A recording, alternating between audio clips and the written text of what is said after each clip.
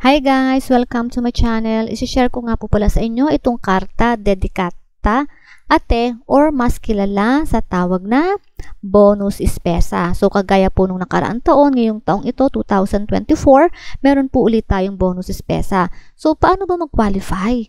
At sino ang hindi qualified? So bibigyang linaw po natin yan ngayon sa video presentation na ito. So by the way guys, I am Jean, your financial educator. Currently, I am a senior marketing director sa International Marketing Group, professional career eligible, associate financial planner, and certified life underwriter para sa Manila Bankers Life Insurance po. So currently po, I am an administrative staff. So nag-work po ako sa CAF at patronato ngayong mga panahong ito. So, yung Carta Dedicata Ate, so for sure po, marami na po sa inyong aware kung ano ito. So, ito po isang support o sostenyo identity para kanino? Para sa mga pamilya na nangangailangan. So, yung mga, let's say na mababa ang income. So, saan ba natin ito pwedeng gamitin? So, pambili ng ating mga basic necessities, kundi meaning yung food. Primary necessity natin is yung food. So, yung panggas natin sa ating sasakyan, and of course, para po sa abonnement natin or abonamento natin para sa ating public transport services.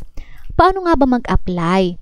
So actually guys, there's no need to apply. Hindi nyo po kailangan pumunta sa CAF or patronato para mag-file ng demanda.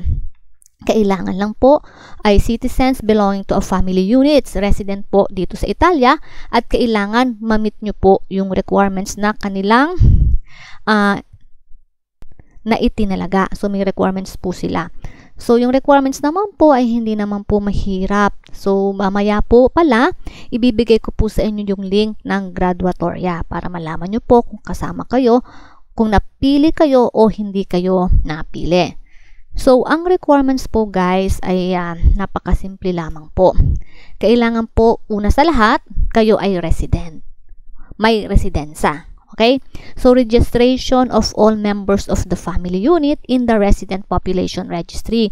So, kailangan nakaresidensya kayo sa komune kung saan kayo nakatira. Yun po ang unang requirement. Ang sunod po ay kailangan meron po kayong ISE ordinary. So, uulitin ko po, ISE ordinary. Hindi po ISE kurente kasi magkaiba po yon. At kailangan ang value ng inyong ISE ay hindi tataas sa 15,000 euros. Okay? So, take note po yon, hindi tataas sa 15,000 euros. At the same time po, ito po yung isa.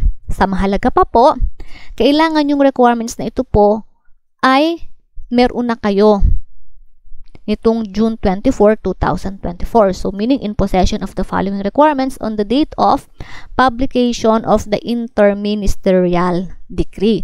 So, hindi po ibig sabihin na, ngayong September ang bigayan. Okay? Nagpa-isi naman ako nitong July 2024. Bakit hindi ako nakasali? So, kailangan yung requirements by the date na na-publish po siya, meron na kayo. Hindi pwedeng after. Kasi from June 24 po, doon na po sila nag-start i-process ito. Okay? So, amount of economic benefit. So, magkano po ba? So, nung nakaraang taon po ay nagsoma po siya o nagtotal siya ng 400 euros. Ngayon po is 500 euros na po. So, nadagdagan po siya. So, paano ba natin makiklaim ito? Paano natin makukuha? So, kagaya po nung nakaraang taon, through electronic payment cards. Okay? Yung kagaya ng karta, prepagkata. So, prepaid po siya. Okay, made available by Poste Italiane through its subsidiary PostePay. So, yung cards po, total po na cards na i-distribute ay 1,330,000 po. Okay? Cards are to be delivered to those entitled post offices authorized for the service. So, sa posta po siya kukuhanin, kagaya nung nakaraang taon. So, guys, please don't forget to like and share po itong video na to para maging aware din po yung iba nating kakilala at mas malinawan sila. And don't forget na rin po mag-subscribe para ma-notify kayo pag may bago akong video presentation. So, ano yung procedure for identifying beneficiaries and expected terms? So, sabi ko kanina, may requirements. Dalawa ang requirements. Yung residence ka at may EC. Pero may procedure pa din paano siya i-identify. Kasi yung iba sinasabi nila, bakit ganun? Ang baba naman ng EC ko. Pero hindi ako nag-qualify. Hindi pa rin ako napili. So, after po ma-release o yung publication ministerial decree po, yung IMSS po within 30 days po of the publication of the ministerial decree, ginawa na po niyang available to individual municipalities. So, hindi lang po basta komune, kasama din po ang IMSS dito para sa pag-organize nito. Siya yung nag-distribute sa komune para malaman kung sino yung mga pasado. Bakit? Kasi sa IMSS, pag nag-file tayo o nagpagawa tayo ng EC natin, automatic po yan, naka-record po yan sa IMSS. Makikita po yan doon. So, si IMSS po ang magpapasa sa komune ng ating EC, value ng ating EC. Kaya pag nag-browse kayo sa ating account sa komune, automatic naka-register na din po siya doon nakikita. So, si IMSS po ang magbibigay ng list kay komune kung sino yung nag-qualify. Okay? Kung sino yung nag-qualify according doon sa criteria na kanilang in-specify. So, ano ba yung criteria? So, itong criteria nito ay may decreasing order of priority. Meaning, may priority siya. Sino ba yung priority? Yun ang tanong. So, yan po explain ko sa inyo. So, decreasing order of priority. Ang first priority po ay yung households composed of no less than 3 members. So, ang priority kauna-unahan ay yung may pamilya po. Sa pamilya ay may at least one of whom was born by 31 of December 2010. So, kailangan sa pamilya nyo po at least 3 kayo. Sa family unit, 3 kayo. Sa EC nyo, 3 kayo.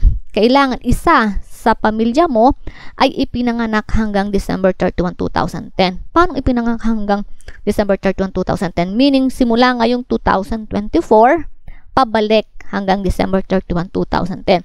Sila yung primary priorities, yung nangunguna sa prioridad. Okay? Kasi bakit? May minore, may minors, sila yung mas may batang mga anak. May unano, duyani, triani. So, sila yung mas priority bigyan. Ang next priority po ay yung households composed of no less than 3 members. Ganun pa rin po. At least 3 members po kayo sa pamilya kung saan ang isa sa miyembro ng pamilya ay ipinanganak hanggang December 31, 2006. So, yung kanina, 2010. So, 2009, pabalik po sa 2006. Kung may mga anak na pinanganak ng gantong taon, dapat meron kayo niyan. Kung sa pamilya nyo, dapat kung diyan may anak kayong ipinanganak, ganyang date, taon, ibig sabihin nasa second priority kayo. And then, bibigyan po siya, ang list po siya, syempre is depende doon sa may pinakamababang EC. Yung first priority, ganun din. I-identify yung taon, and then kung sino may pinakamababang EC, sa yung mangunguna. Dito sa second po, ganun din po siya. So, kailangan 3 po. So, hindi po ibig sabihin na may below 15 kayang EC mo, pasok ka na. Ang third po is household composed of no less than 3 members. So, laging 3 members, at least 3 members. And then, tsaka po ibabase sa EC kung sino mayroong pinakamababang EC sa yung mauuna sa listahan. So, hindi po ibig sabihin na kayo ay naka-residence, may residensa, may EC na below 15,000 ay pasok na. Kung nag-iisa ka lang, hindi ka pasok sa criteria.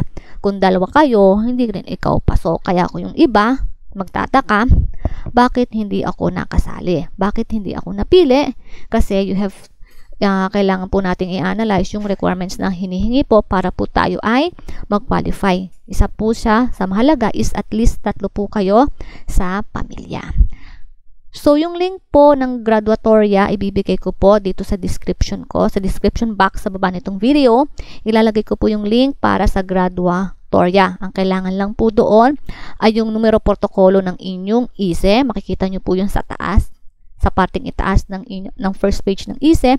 Yung IMSS, bago may numero siya, ayun po yung numero protokolo.